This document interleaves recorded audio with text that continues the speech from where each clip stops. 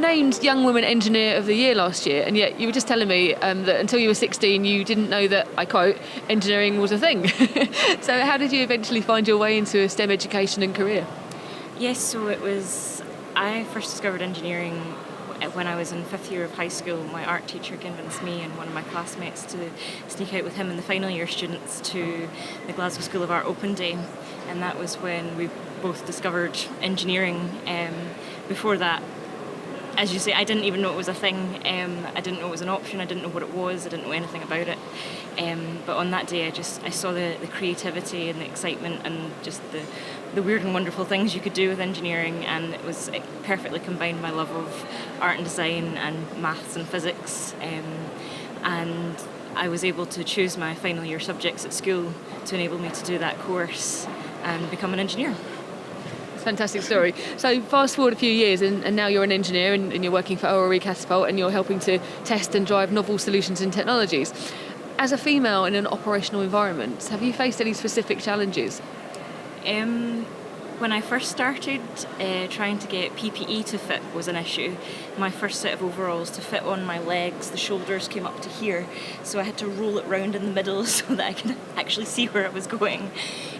These days you've got a wide range of PPE now available. They've even started a maternity line, which I know there's a few ladies that are very excited about through the Women's Engineering Society.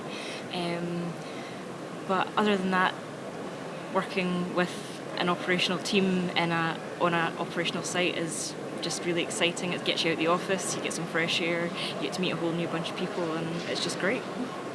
So from what you're saying then, gender equality seems to be less of an issue in this sector than in perhaps more mature sectors. And yet the workforce is still predominant, well, I would say male dominated.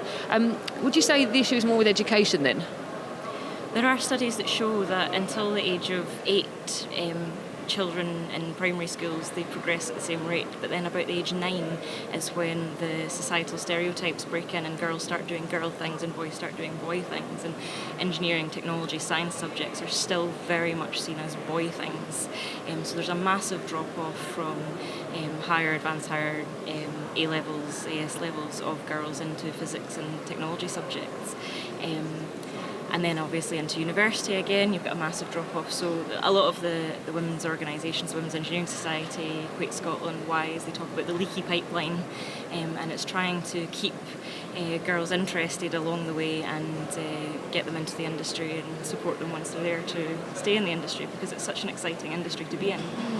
And I know that you are involved in a number of initiatives to really tackle that at the kind of source of the problem. Can you tell me a bit about that? Yes, so I'm a very enthusiastic STEM ambassador, have been since 2010, and it's just working with a lot of the organisations, charities that are already out there.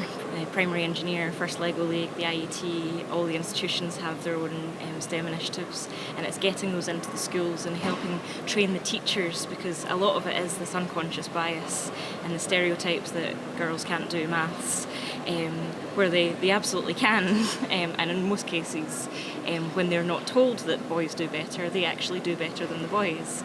It's this kind of expectation and the holdback of societal opinions that's driving the problems.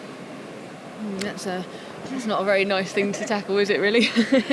And there's a lot of other really great initiatives being driven by organisations such as RenewableUK and Global Wind Energy Council. Are you involved in anything like that?